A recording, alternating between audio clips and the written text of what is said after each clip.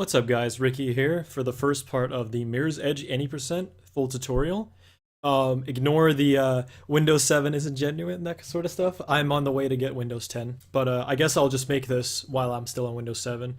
But I guess I'll just go over quickly. This part will feature what you need to run the game, which I have, right here and all that sort of stuff. I will explain in-game key bindings. I'll explain stuff technically console commands. There's no console, but there are commands and keybinds in game that you can use to practice, and all this other stuff. So let's get started, I guess. First thing you need when you run this game is obviously your timer. You want to download LiveSplit. I will tell you why later. The latest version as of today is LiveSplit 1.6.1, I think, but I just have it 1.6. In order for me to have it to have this to work, I need to go with run as administrator, and essentially I have my layout and my splits set all up nice. So here under this is kind of weird. Whoa, the hell is this? Okay, interesting. So I have my splits. You can also have under settings. I think you can have add additional split at storm drains exit button. So you want to have ending split, chapter end split, and reset on start new game. And you want to have the remove load timer, or load removal, you want to have that on game time. So that's pretty good. So you click the, this will be activate for you. So you click activate, and once you've activated that, the load removal should be good. And then it says runs the game or time without the loads. Real time should not matter for this game. It's all about the game time loads. Oh, that's weird. Sometimes it like cuts off the side of the timer. I don't know why that happens, but yeah, the layout and the leaderboard right here. If you're wondering how I made this look, it's just something I've done. Like I put this in like manually via text and that sort of stuff. So you can design your live split the way you want it to look. You can make like things, and then you can save them as like I have a face cam one. So when I'm using face cam, I have like I think it's a thinner one. Yeah, this is back when I was like 19th in this game or something. But then this one was just called red. I think it's because when I start the timer, yeah, it has this red bar thingy. So that's kind of cool. So once you click activate, it should create 3 files in your components folder. This is called Mirror's Edge, or MENL. It stands for Mirror's Edge No Loads, Find Load Library, and MENL Hooks.dll. It'll also create livesplit.mirrorsedge-noloads.dll. These 3 files are very key important for this to work. Do note that if you start Mirror's Edge and it says menl_hooks.dll has stopped working, or find load library has stopped working, if any of those say stop working, you want to delete these 2 files along with this file right here. If you delete all of them and then close LiveSplit and restart it, it'll add those 3 files back, and then it'll like add 3 fresh new files. It'll create them by themselves, and Mirror's Edge should work fine. So that's all for the timer. That's how you get the no loads. I'll show you later that it works, no problem. The next thing I would recommend getting is the trainer. This is a speedometer. I guess I'll run this as administrator as well. You won't actually see this this won't come in handy right now because the game isn't open. You need the exe open. But basically what this is this is like a thing where you can use to teleport. You can use this to fly, speed up your fly, and make yourself invincible and all that sort of stuff. It really, really helps out for the just for practicing. If you want to do a trick over and over again and you don't want to have to like die over and over again to like if you don't want to die again and again just to practice the same thing, you can teleport with this speedometer. You need this because I'm gonna be using it for the rest of the tutorial. Like once you download this, you're also gonna be using it. The default, I can't quite show you, but oh, here we go. Okay, settings, nice. So I have this set on ins, and ins is like the side of my mouse. So I can just click 4. And when I'm in game, that's my set teleport button, and then I just click the side of my mouse and I teleport back to that spot. It's super helpful. It's really helpful. You can make yourself invincible by pressing 1. Float, you can go faster and slower in float and that sort of stuff. It's just super helpful. So get this thing. I will leave a link to this stuff in the description, and of course, Mirror's Edge. Usually it runs off Steam, so I guess this could have been over here too. But yeah, this is what you need. All this stuff, I guess. Now I will go into one more important thing that you will need to run this game. Well, things that are helpful, I suppose. Alrighty, so under my name, and then, or your name of your PC, my documents, EA Games, Mirror's Edge, TD Game config, and then TD input. I'll make that smaller. Give me a second. You get all these like bindings and all this sort of stuff. I'll make that 10. There you go. So you have all these bindings that will make this a lot easier for you. I have a couple that help me. I have this Y one. This helps show collision. I will leave a link to a pastebin. I think I actually have it open right here. Yeah, here we go. I have everything ready up here. But this one, basically the way you do it is you have bindings, and then equals, and then you have name, and then whatever button you want it set to, it should be right here. I have it on Y. If I press Y, it shows all the collisions, which means that I can see when I hit some of the skips. This helps for like the chapter 8B thing and canal skip. It helps for just seeing where checkpoint triggers are. It's super helpful. So I'll leave a link to that. You can scroll through all this. I'll just like kind of scroll through this one and just stop by when I see something that's useful. Already right here, we got this windowed mode binding. I do believe I have another version of this, but you can basically add this in. So you just copy paste this, and then like make a new line and then add that in. I'm not going to add it in because it's not, helpful to me. So there you go. But if you want windowed mode in this way, you can do that. I do think we have a newer way of doing it, and I will just explain it in the description. If I find a better way. Here's the FOV binding. In case you get motion sick from playing the game, you can up your FOV from 90 to something else. However, there has been a little bit of dilemma that if you're a top player and have a different FOV, there's just something that, I don't know, it's just somehow looked like this is somehow frowned upon, but I'm not entirely sure. You can use this, but I would recommend going with the standard 90, but if you have to use it, then I would use it. Okay, let's see what else we got. Rage quit button, you can quit the game if you want. God mode is pretty useful, but that's already in the trainer. There's one that's really useful. I don't remember where it is, but it removes all the enemies. Guards. Try and look for it here. And that is it for that. I will show you one more thing, and that is we have our own Discord. I'm not entirely sure if I should show this, but I think I will anyway. We have a bunch of random stuff that we post here. For an example, I actually got a pretty good example just right off the bat here. Deseret is a new runner, and he's linking his Twitch, and he's saying, can somebody help me with a kick glitch I'm having an issue with? So we just have these lobbies where we, in discussion, we have something like, I think this strat is possible in lobby. This is casual stuff.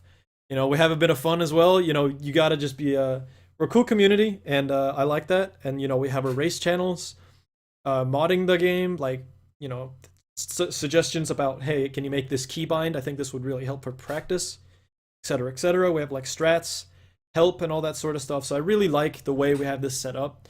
We kind of hang out just in these voice channels, and then we also just have everybody who's new, who needs the help. We just want to hang out, and I just think it's really cool. It's just the alternative to our old Skype group, I suppose. So if you ever get decent at the game, you could be added here, but you actually need to play the game to get added, of course, or need to be learning or be interested in learning. All right, that's it. Now we're going to jump to the camera so you can see what mouse I use. Alrighty, and this is what we've all been waiting for, the mouse cam. Ooh. Okay, so this is the Logitech G500. It's a great mouse. A lot of people have the G502, and the reason why, if you want to be a top player, that it's important to have one of these mice is because of this button here in the middle. And this button right here is a lifesaver. It allows you to unlock the freeze scroll from normal to a freeze scroll option. So now the scroll wheel is running by itself right now, and if I press it, I kind of break it. And this saves time in the run, about 9 seconds. So it's not like you need it or anything like that, but it is helpful. So yeah, great mouse. I would really recommend it. I also recommend the G502 from a lot of the people. A lot of the top players have a G502, and this one as well.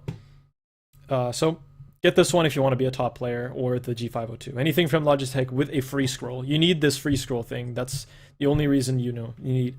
Otherwise, get any other decent mouse that has a good scroll wheel that doesn't break, because you're going to be scrolling an awful lot. I'll show you my keyboard, even though that doesn't really matter, I guess. It's a really crappy keyboard. This is a CM Storm. It just came in a bundle with a crappy mouse. The mouse broke pretty fast, but the keyboard is still alive, but the spacebar is pretty bad. I'm on the way to get a mechanical one, so we'll see about that. This is not very important. It does the job, so that's what that is.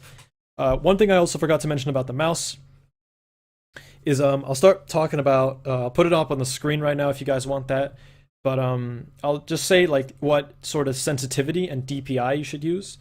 So there's something called in-game sense, and in-game sense is that there's 10 ticks in-game, and these ticks are essentially what, like, you know, sensitivity you have in the game, and also DPI, that is, you know, that's actually embarrassing. I forget what it stands for. Dots per inch. There we go. Got it. I kind of forgot it. But what I use is 800. Oh, let me get the camera there. What I use is 800 DPI, and I use 3 out of 10 in-game sense. Requiem 720, the world record holder, uses, oh, he told me earlier today, I think it's 2 in-game sense, and then 1000 DPI or something like that. I have to look that up. It'll be corrected on the screen if that is.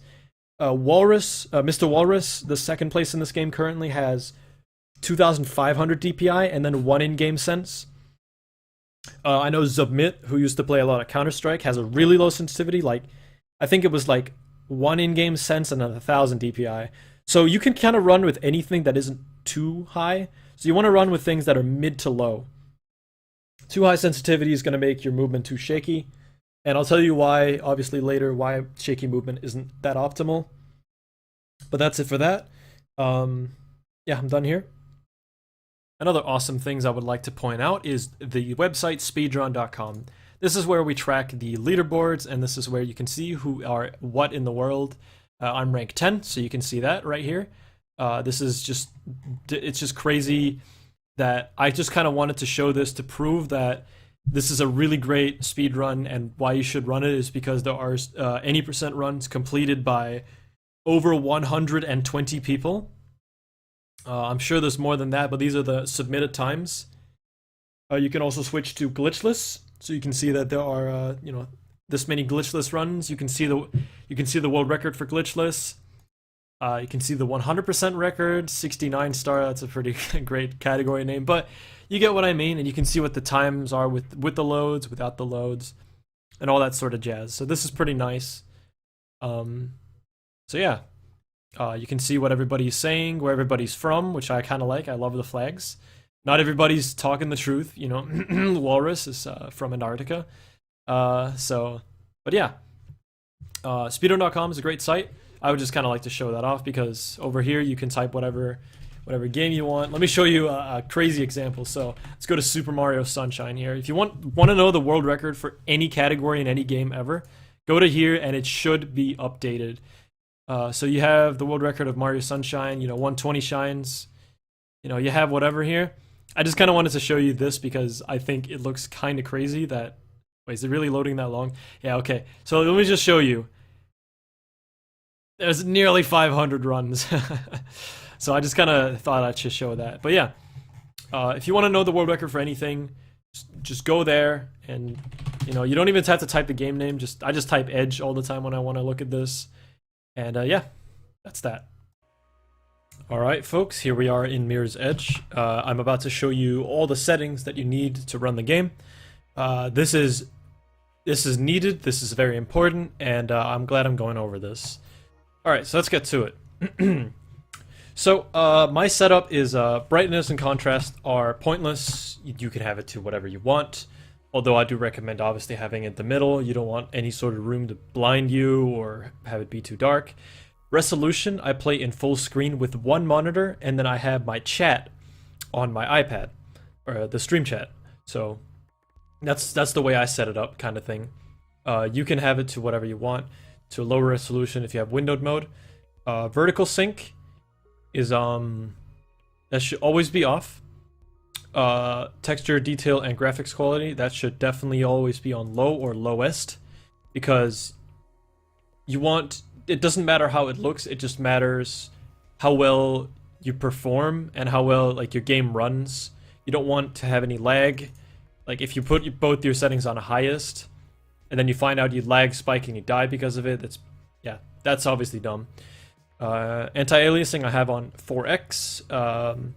Physics support should always be on off as well. So on audio, you can have this, doesn't matter, you know, that audio is completely pointless. It's just preference. Controls, mouse sensitivity, I already told you all about that. I have 3 in-game sense and 800 DPI. It's all personal preference. Should be mid to low, in my opinion. Some people like the high sense, but the thing about that is you can't bunny hop quite well if you have high sensitivity. So I just recommend something like mid to low. I really like mine. Lower than, like, having mine even lower wouldn't even hurt that much. You can invert your mouse if that's your style. And here comes the important part. In order to kick glitch in the game or to jump, your up action must be bound to scroll down or scroll up. It's, you know, saying I'm trying to rebind because obviously I have something else bound to it to scroll up. I think it's like 80 to 90% of the community does it scroll down. And I do believe it's better to do scroll down when you kick glitch. So, I mean, yeah, I would do scroll down. You know, your 90 or 180 turn, you can change that, but most people have it on Q. Attack, you can also change that. Now, here's the other one that's really important. Your interact key should be scroll up if you picked scroll down here, but it should be scroll down if you picked scroll up here. Set this to either scroll button. It's personal preference. Reaction time, you can also set that. I switched the pick up and drop item, or like thing. I switched that to T, because sometimes if I would turn on my free scroll really violently, like if I like started scrolling like really hard like this, I would accidentally hit the right mouse button, like mouse 2, which is what it's set to. And instead of free scrolling really hard, I would grab midair, or I would just grab when I was supposed to be free scrolling. And that messed me up. So I changed the button. Hint, you can also change that. That is also a little bit useful. So that's all for that. You really need to set those up and down actions. So those are the only two you need to set to run. Now for game settings, this is also, I'd recommend, you know, difficulty level should be easy. Unit, you can put Imperial or Metric. Most people have Metric. The Reticle, I recommend having it on, 100%. And Runner Vision, I'll also recommend having on. But the reason why the Reticle is more important is because there is something called the elevator glitch, and sometimes the Reticle disappears if you get this elevator glitch. So sometimes if you turn it off, oh, you can have a weapon only. I didn't even know that. If you pick weapon off or reticle off, you won't know when you got the elevator glitch. So you want to have it on. It's really important. And this window and full screen is this window full screen thing will not be on your game. It's a mod, and I will leave a link to that description. In the mod. Well, I'll leave a link to the mod in the description. Either there should be a tutorial on the site itself how to get this mod, in case you need windowed mode, or there should be a readme on how to do it. Otherwise, you can ask a runner. You could probably ask me later, or something like that if you need help with it. But the last thing I want to do before we end this part is we gotta test our timer, because right now you can see the live split in the top right is you know, it's hooked on. So as soon as I press new game, after I press easy, just, you know, choose my difficulty. You want to pick easy. That's what we pick for any percent. As soon as we pick easy, bam, the timer will start like that. And as soon as I do the training skip, oops. But yeah, anyway, you can see that the timer in the top right is stopped, which means that the load timer, the load removal is working just fine. So everything is working great. We got our load removal. And also, one thing that's kind of cool is if we reset and go new game, the timer starts over. So that's awesome. So yeah, you can just see that the, you know, every time the game loads, the timer just stops, and that means that you got your load removal. I'll show you a cool example. Is if you actually die, your load removal will actually kick in a little bit right there. You just cut out, like, I think it's 2 seconds it cuts out because it's loading, because some deaths might be longer. That is all there is to it. This is probably the most annoying part for me to record, because I'm actually not very good at computers in general. This is the only game, this is one of only 2 games I've ever ran on PC, so I'm not very good at computers in general, so I'm kind of glad to get this out of the way. And if there's something I can't answer, then I'm sorry, but yeah, I'll try to guide you through it, and hopefully everything should work fine. Next time I'll go over the movement tech in this game. I'll be going over all of that. I can't wait for that. That's the fun part. Side jump boost, kick glitch, all that sort of stuff. So, see you guys in the next part, and have a good one.